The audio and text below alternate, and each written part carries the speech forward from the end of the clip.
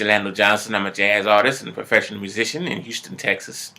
And I'm doing a series of lessons that showcasing exercises that you can do in your practice time as well as before you do a gig or performance when you're warming up. As with any exercise, the purpose is to strengthen your plucking hand, or shall I say your fretting hand, and establish consistency in your plucking hand. So what we're going to do is we're going to put our hands, for this particular exercise, what you just saw me do, we're going to be shifting and alternating between strings. So we're going to put our hands, going to stretch out, our fingers over the frets just like this.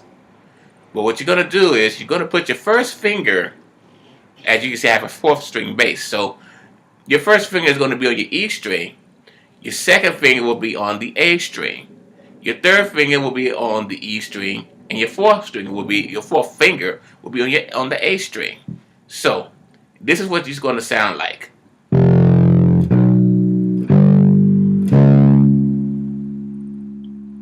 And then the second part of that is when we're going to shift everything. Is going to be in reverse, or shall I say backwards.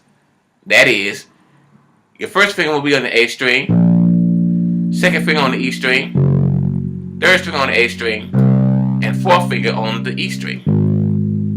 Now, I'll put that all together. Do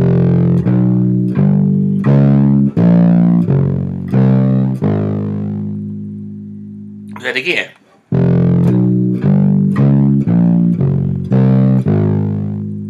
And then we're going to shift everything up a half step and do it again.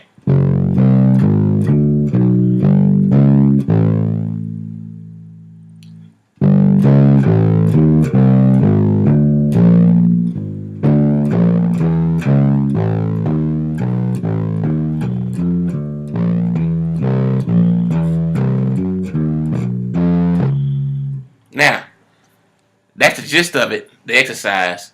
Alternating your fingers, keeping them in position to play the notes. And then we're going to come all the way up here to the top of the bass. Once we get up here, we're going to do the same thing.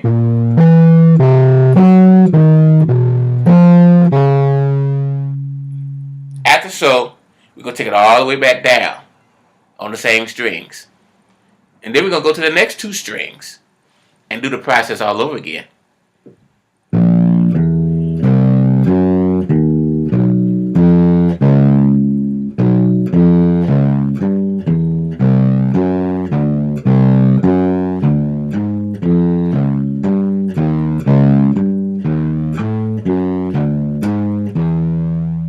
One thing I like about this exercise is that each finger gets a chance to get strengthened and be able to play the notes with authority. You want that in all of your fingers to be able to do that.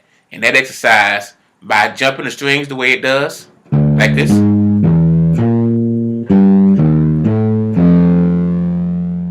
no matter where your finger is on the bass, you'll be able to get a clear, solid sound. So that's the beauty of this exercise. As I always emphasize, practice slow.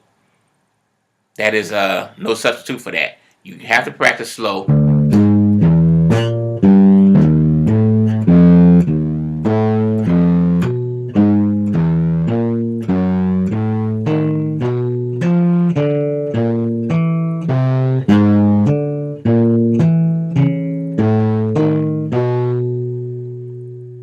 Now, I was skipping around, as you can see, but the gist of the exercise goes like that.